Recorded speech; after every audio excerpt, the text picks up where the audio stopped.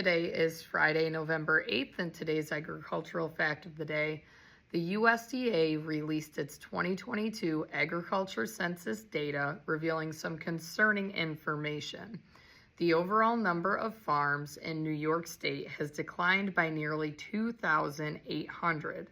The state also lost 364,000 acres of farmland over the last 5 years. So these numbers obviously focus on the state of New York because that's where we are. And when I make these facts for my students, that's what I tend to focus on is local agriculture within our state, in addition to the bigger picture. But this in particular, when these facts came out, it was February of last year. And I got so excited because numbers really interest me, especially when it comes to these ag facts of the day. And I had been recycling the facts from the 2017 census, just anxiously awaiting for those next sets of numbers to be released so that I could create new facts and have them updated. This number isn't surprising to me because, first of all, New York State is kind of not the greatest environment when you're operating a small business. It's hard to make it work. There are a lot of farms around us that are getting bought up closer to the city of Buffalo, and they are being converted from agricultural land to housing tracts. And I'm sure in other areas near Syracuse, because they're working on that computer chip plant that supposedly is going to change the economy in that area, the same thing is happening.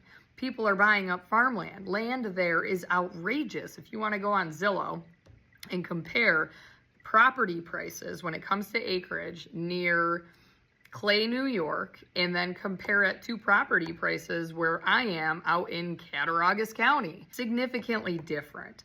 Now, also land prices have increased dramatically, and all of the chaos in the housing market, that also has deterred a lot of people that may have entered some sort of production agriculture or created their own business to not do that because they literally cannot afford it. New York State has also not had any farmer grants available when it comes to new farmers and granting funding to them or trying to help them get started since 2018.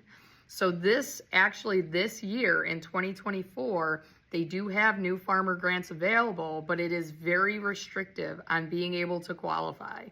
Obviously, you need to have experience. You need to show that you have continuing education or that you will be successful with whatever money they grant you. But is that too little, too late? So I have a second round of grants that are coming open in the next couple of months that will help socially disadvantaged farmers.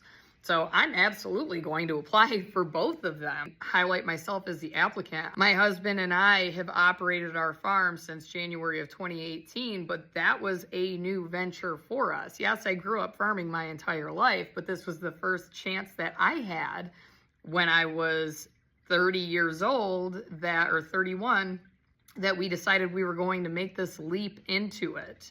And it just happened. The timing was everything for us.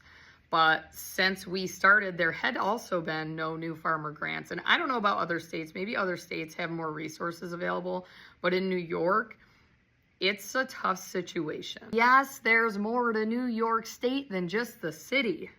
Look at a map. The city is one tiny piece of it. One other thing I would be interested in looking up with this, and I don't have the time right now, but does this also include farmland that has been converted to alternative forms of energy, whether it's windmill farms or solar farms? They are coming around, whether people like it or not. And those large businesses that are making those farms are getting kickbacks from that.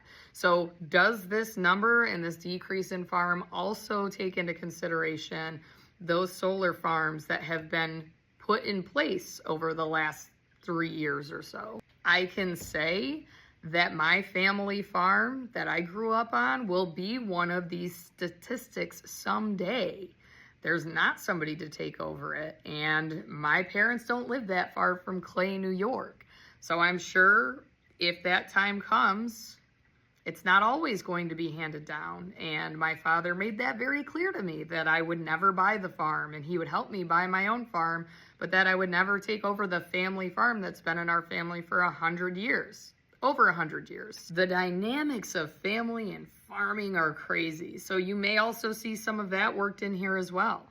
Nobody wanted to take over, or the older generation couldn't give up the reins until it was too late. Anyway, getting off that soapbox, I have grades to do because it's the end of the quarter and I need to update grades. That's my least favorite thing about my job, and I procrastinate it to no end.